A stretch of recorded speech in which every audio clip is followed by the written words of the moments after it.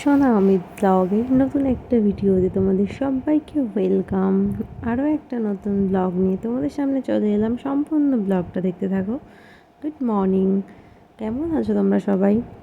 তো দেখো, মনে হচ্ছে ঘুম থেকে উঠেছি, কিন্তু না, অনেকক্ষণ ঘুম থেকে উঠেছি। আর এখন ঘড়িতে বাজছে 10টা। আর আমার কাজবাজ মোটামুটি কিছুটা হলেও কমপ্লিট। আর মাম্মাম যাবে এখন স্কুলে। আর ও কিন্তু জানে না আমি ভিডিও করছি। দেখো এখানে পেন্সিল যে বক্সটা, তার উপরে স্টিকার কিনে নিয়ে আসা হয়েছে, সেইগুলোকে বসে বসে চিপকাচ্ছে। আর এখানে বলছে যে ওর গায়ে যাবে স্কুলে, আর বলছে যে আমাকে একটুখানি পারফিউম দিয়ে দাও। আর এখন দেখো, ও কিন্তু জানে না। তো তারপরে যখন ও তাকাবে, আর তাকানোর পর দেখতে পাবে কি সুন্দর দেখো করবে। আর সাথে নিয়ে গেছে আজকে চকোস আর কেক। তার কারণ রুটি করেছিলাম, বলছে যে না আমি রুটি খাবো না। তা চপার চকোস আর কেক নিয়ে গেছে। আর তখন নিজে এবার দেখতে পেয়েছে যে আমি এখন ভিডিও করছি, তো তারপরে একটু হাত নাড়িয়ে দিল, এই আর কি। তো এখন ও যাবে স্কুলে, বেরিয়ে যাবে, ওর বাবার সাথে চলে যাবে। আমি একটু পরে আবার যেতে হবে আমাকে। আর তার আগে দেখো এখন ঘরের অবস্থা খুব শোচনীয়। জামা কাপড় কেচেছি, সেগুলো সব ব্যাগের ওপরে রাখা রয়েছে, এগুলোকে সমস্ত ভাঁজ করতে হবে। আর তারপরে মামাম তো স্কুলে চলে গেছে, আর আমি উঠে একটু রেডি হয়ে নিলাম। আর তাছাড়া দেখো সমস্ত আলমারি থেকে কয়েকটা জিনিসপত্র নামিয়েছি, একটুখানি শাড়িটা পরে একটা শর্ট ভিডিও করার ছিল, 2-4টে, সেগুলো করলাম। তো তারপরে এগুলোকে এখন গোছাতে হবে। আর তারপরে যাব মামামের স্কুলে। আজকে স্কুলের ফিস জমা দেবো, সেই জন্য। তো ও তো চলে গেছে ওর বাবার সাথে, আর আমি এখন এগুলোকে ঘরটর গুছিয়ে তারপরে যাব। আর দেখো ভিডিও করছিলাম, তার সাথে লাইট তো জ্বালিয়েছিলাম, আর দেশি জুগাড় যাকে বলে, রিং লাইট আমি ইচ্ছা করেই কিনিনি। তো এই লাইটটা দিয়ে দেখছিলাম যে বেশ ভালো আলো হচ্ছে, তো সেই জন্য আমি এটা কিনে নিয়েছিলাম। আর না, কিনে নিয়েছিলাম না, এটা জাস্ট ঘরে ছিল, তো সেই জন্য এটা একটু জ্বালিয়ে দেখছিলাম কেমন ভিডিওটা আসে। তো তারপরে চলো, আলমারি থেকে যেগুলো যেগুলো বার করেছি সেগুলো আগে এখন ভেতরে ঢুকিয়ে তো নিই, ঘরটা একটুখানি গুছিয়েও নেব।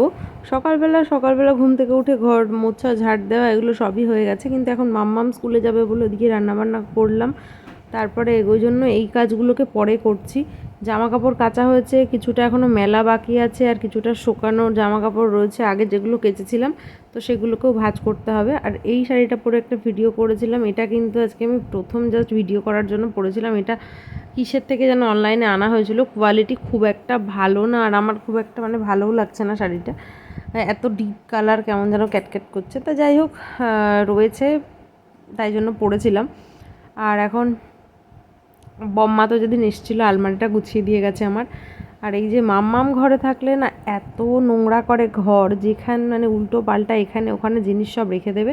ও চলে যাওয়ার পরে আমি আবার সব পরিষ্কার করলে কি হবে, ও এসে আবার সব এলোমেলো করে দেবে। এই হচ্ছে ওর কাজ। দেখো না, খাটের মধ্যে সমস্ত পুতুল, ছোট ছোট কত পুতুল, 6খানা পুতুল এখানে, এইগুলোকে সমস্ত রাখবে। আর আরও পুতুল রয়েছে, সেইগুলোকেও নিয়ে সারাক্ষণ শোবে, খেলবে, আর সব খাটের ওপরে। তো ওইগুলোকে সমস্ত সরালাম। আমি তো ভাবে মাঝে মাঝে পুতুল কিছু কিছু আলমারির ওপরও তুলে রেখে দিই, বেশিরভাগ পুতুল আলমারির ওপর তোলা। এখন বড় হয়েছে তো এখন সব নামাতে পারে। আর এই বালিশের কাভারগুলো কেচে দিয়েছি, ওগুলোকে এখন মানে বালিশের কাভারগুলোও পরাতে হবে, তো সেগুলোও করা হয়নি, সেগুলো এখন আর করবো না, সেগুলো পরে করব। আর আলনাটা এখন একটু গুছিয়ে নিই। আর এই দিকে যে জামা কাপড়গুলো রয়েছে সেগুলো এখন তো গোছানো হবে না, ভাবছি আগে স্কুল থেকে ঘুরে আসি তারপরে গোছাবো। ওদের আবার স্কুলের টাইমটা হচ্ছে 12:30টার মধ্যে গিয়ে ফিটা জমা দিতে হয়। তা না হলে যখন ছুটি হবে তখন গেলেও হয়, কিন্তু সেটা এখন আর হবে না। তার আগে একবার গিয়ে একটুখানি ঘুরে আসি, তারপরে সেগুলো গোছাবো। তো এখন ঘরের কাজ মোটামুটি মানে কমপ্লিট হয়ে গেছে। আলনা গোছানো একটুখানি, একটু নিচের আলনাগুলো না কি হয়, ধুলো পড়ে যায়। আর কালারগুলো যেহেতু এই কাঠের কালারটা না প্রচণ্ড বোঝা যায়, যতবারই মুছি না কেন, একবার ঘর ঝাড় দেওয়ার পর দেখবো আবার কেমন ধুলো ধুলো। তো এগুলো আমার সব সময় মোছা হয়, মানে যখনই আমি সময় পাই তখনই একটু মুছে নিই হাতে ন্যাকড়াটা নিয়ে। যে কোনো একটা সামনে একটা কাপড়ের টুকরো রেখে দিয়েছি রুমাল মতো, যখনই পারি তখনই একটু মুছে নিই, কেন কতবার দিনে হবে তার কোনো ঠিক থাকে না। তো এরকমই হয় আর কি। আর এই যে খাটের সাইডে এই জায়গাগুলো, এগুলো তো তাই, মানে কতবার যে সাদা সাদা হয়ে যায়, ধুলো পড়ে, এগুলো যখন সময় পাই তখন একটুখানি মুছে নিই। তো এই সমস্ত তো হয়ে গেছে। আর তারপরে এখন বাকি হচ্ছে যাব স্কুলে। স্কুলে গেছিলাম তোমাদের সাথে শেয়ার করা হয়নি। তো এসে দেখো ওয়াশিং মেশিন থেকে জামা কাপড়গুলো নিয়ে আসলাম, এগুলোকে এখন মেলতে হবে। আর ওপরে যেগুলো আছে সেগুলোকে তুলে রাখবো, পর্দা মেলা রয়েছে, জানলার কিছু পর্দা। তো যেগুলো আর কি আমি ব্যাগের ওপর রেখেছিলাম সেই জামা কাপড়গুলোকে এখন ভাঁজ করে নিলাম। আর বালিশের কাভারগুলো যেহেতু পরাবো ওই জন্য রেখে দিয়েছি। আর তার মাঝখানে কিন্তু আমি এসে একটুখানি পেঁয়াজি ভেজে নিয়েছিলাম, সেটাই তোমাদের সাথে বলছি। একটুখানি পেঁয়াজি করেছিলাম। তো মাম্মাম আসলে আমি খাবো, এখন আর খাবো না, নিচে খেতে দেওয়া হয়ে গেছে। কিন্তু ও আসলে, মাম্মাম আসলে আমি আর মাম্মাম একসাথে খাবো।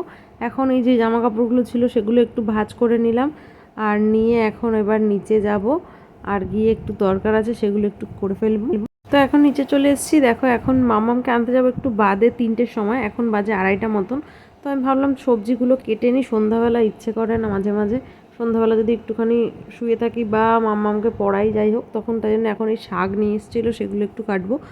আর শাকটাক আমি অত ভালো কাটতে পারি না, আর আমার নিজের কাটা দেখে নিজেরই হাসি পাচ্ছে। হঠাৎ করে এই কাটাটা দেখে আমার যা মনে পড়ে গেল, নিজের শাক কাটা দেখে।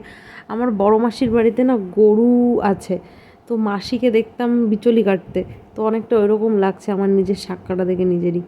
তো যাই হোক, শাকগুলো কেটে নিলাম, আর এখন পটলগুলোকে একটু ছাড়িয়ে রেখে দেবো। তার কারণ কি করব এখনও নিজে বুঝতে পারছি না। কালকে শাকটা তো হবে, আর একটা পটল দিয়ে নয় আলু দিয়ে তরকারি হবে, আর যদি মাছ নেয় তাহলে পটল দিয়ে মাছ দিয়ে আলু দিয়ে ঝোল হবে। দেখা যাক কী মাছ বা কী হয়, ওই জন্য পটলটা গোটা গোটা রেখে দিচ্ছি। আবার তেল পটল গোটা গোটাও করতে পারি, এখন ওই জন্য পটলটা ছাড়িয়ে রেখে দিলাম। যাই হবে না কেন তখন দেখা যাবে কালকে সকালে। এরপর যাব মেয়েকে স্কুল থেকে আনতে।